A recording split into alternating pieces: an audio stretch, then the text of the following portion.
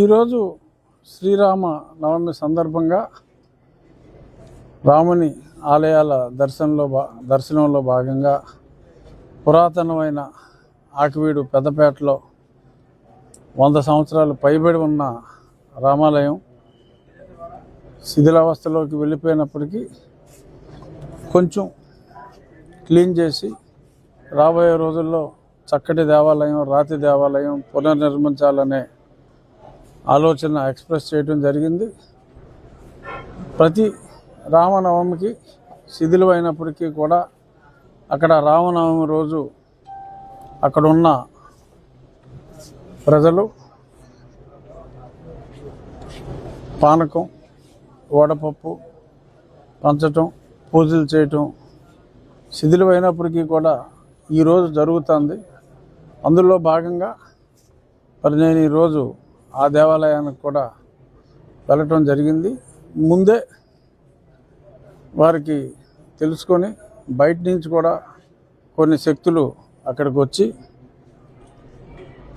కత్తులు, చాకులు, మేకులు, ఇదొక చెక్కలకి మేకులతోటి రెడీగా ఉండి అటాక్ చేయడానికి ఇటువంటివన్నీ కూడా రెడీ చేసుకుని మహిళలు కూడా బొట్టు లేకుండా మహిళలు అక్కడ ఉన్నారు. అంతా రెడీగా వాళ్ళని మోటివేట్ చేసి బయట వాళ్ళు కూడా వచ్చి లోకల్ వాళ్ళు ఉన్నారు, బయట వాళ్ళు ఉన్నారు. నేను దేవాలయంలోకి వెళ్ళి రాముల వారికి దండ వేసే ప్రయత్నం చేస్తూ ఉంటే అక్కడ మహిళలు, పొట్టులేని మహిళలే, దండ వేయడానికి వీలు లేదు, రాముడికి దండ వెయ్యము అనే కండిషన్ మీదే మేము పర్మిషన్ ఇచ్చాము రావటానికి. మరి వాళ్ళ పర్మిషన్ ఇవ్వటం ఏంటో నాకు అర్థం కాదు. రామాలయం ఎప్పటి నుంచో ఉంది, లోపల రాముడి విగ్రహాలు ఉన్నాయి.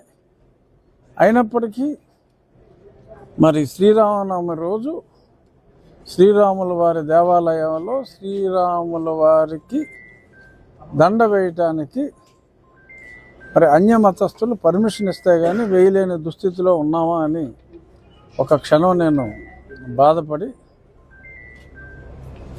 నేను రాముల వారికి దండ వేయటం జరిగింది. వాళ్ళు కూడా ప్రారంభించారు. నేను బయటికి కారు ఎక్కేటప్పుడే కారు మీద కూడా కొంత దాడి జరిగింది. గీతలు పెట్టారు, దడ అద్దాలు కొట్టారు. కానీ గట్టి అద్దాల వలన బుల్లెట్ ప్రూఫ్ కాకపోయినప్పటికీ కొంచెం డిఫరెంట్ అద్దాల వలన అద్దం పగలలేదు. బయలుదేరిన మరుక్షణం వాళ్ళు ముందే దగ్గర పెట్టుకున్న ఆయుధాలతో, ఎందుకంటే నేనుంటే కొంచెం సిఆర్పిఎఫ్ ఇతర పోలీసులు కూడా ఉన్నారు కాబట్టి రాలేకపోయారు. మొత్తం వాళ్ళు తీసుకొచ్చిన ఆయుధాలతో అందరి మీద దాడి చేయటం, మరి ఒక అతని తలలో మేకుని దిగ్గొట్టి చాలా చోట్ల అటాక్ చేశారు. ఇంకో అతనికి ఈపంతా 10-12 కత్తిపోట్లు, 1-6 పోట్లు తిన్నవాళ్ళు, చాకుపోట్లు చాలామంది ఉన్నారు. బట్ మెయిన్ ఒక 3 పరిస్థితి అతి తీవ్రంగా గాయపడ్డారు. ఆ తలకి గాయమైన వ్యక్తిని కూడా ఇప్పుడు చూడటం జరిగింది. ఐసీయూలోనే ఉండాలి. పరిస్థితి ఆందోళనకరంగానే ఉంది. ఆ దిగిన ప్రదేశం ఒక అంగుళం పక్క నుండి ఉండే స్పాట్ డెడ్ అయ్యేది. రాముడి దయతో క్షేమంగా బయటపడతాడనే ఆశిస్తున్నాం. ఏదైనా ఎవరి మతం మీద వాళ్ళకి గౌరవం ఉండొచ్చు, కానీ ఇష్టం ఉండొచ్చు, కానీ పరమతం అంటే ఇంత ద్వేషం, పరమతస్తుని చంపేయాలి అన్నంత ఆవేశం, ఆక్రోశం మరి ప్రత్యక్షంగా ఈరోజు చూడటం జరిగింది.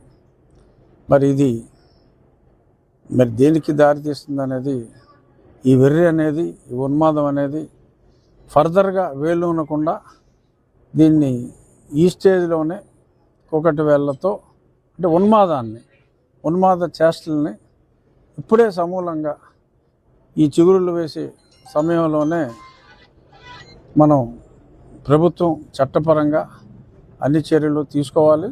తప్పకుండా చర్యలు తీసుకుంటుందని నేను కూడా భావిస్తున్నాను. ఖచ్చితంగా అక్కడ అన్ని రికార్డ్స్ కూడా స్పష్టంగా ఉన్నాయి. 1932 ఆర్ఎస్ఆర్ రికార్డ్స్ కూడా స్పష్టంగా ఉన్నాయి. అక్కడ గుడి రామాలయం అనే ఉంది. రామాలయం పేరు మీదే గత కొన్ని దశాబ్దాలుగా అక్కడ బిల్లు కూడా పే చేయడం జరుగుతుంది. రాముల వారి విగ్రహాలు ఉన్నాయి. అన్ని డాక్యుమెంట్స్లో కూడా రామాలయం అనే చాలా స్పష్టంగా ఉంది. కాబట్టి ఈరోజు తీసుకున్నాం ఖచ్చితంగా నిర్ణయం, కమ్ వాట్ మే, అక్కడ రామాలయం కట్టి తీరుతాం. అది బయట వ్యక్తుల ప్రమేయం ఉందంట. ఖచ్చితంగా బయట వ్యక్తుల ప్రమేయమే ఉంది. ఏ రోజు కూడా ఆ ప్రాంతంలో జై భీమ్ అని మనం చూడాల. సడన్గా క్రైస్తవులందరూ భీములు అయిపోయారు. కొత్తగా వచ్చింది. అందరూ లైక్ చేస్తారు. అంబేద్కర్ గారిని గౌరవించిన వ్యక్తులు ఎవరు లేరు. మన రాజ్యాంగ రూపకర్త అంబేద్కర్ గారిని అందరూ గౌరవిస్తారు, కులాలకి మతాలకు అతీతంగా. కానీ ఈరోజు సడన్గా అక్కడ మాట్లాడితే జై భీమ్ అని తిరిగి కోట్లు వాళ్ళని మనం చూస్తున్నాం, కోట్లు వేసుకుని జై భీమ్ అని. దీని వెనక ఈ నీలిరంగు జెండాల వెనక నీలి కోట్లు ఉన్నాయనే అనుమానం అయితే ఉంది. బట్ ఏదైనా పూర్తిగా విచారణ జరగకుండా మనం యథార్థంగా చెప్పలేం. బట్ అక్కడ వీడియోలు అన్నింటిలో స్పష్టంగా రాత్రికి రాత్రి వెలసిన జెండాలు, ఆ జెండాలు తీసుకొచ్చి పెట్టిన వాళ్ళు అక్కడ కొన్ని గృహాల్లో ఉండటం, సడన్గా ఈ కత్తులు ఇటువంటివన్నీ కూడా ఆ గృహాల్లోకి చేరటం, ఖచ్చితంగా పెద్ద కుట్ర ఉన్నది అన్నది 100% నిజం. ఆ కుట్ర వెనక ఎవరున్నారు అనేది పోలీసులు తేల్చాలి. త్వరలో ఆ విషయం కూడా పోలీసులు తెలుస్తారని అనుకుంటున్నా. ఇప్పుడు అందులో ప్రముఖంగా ఎవరెవరైతే పాత్ర వహించారో అందరూ చూశారు, వాళ్ళని ఐడెంటిఫై చేశారు, పేర్లు చెప్పారు.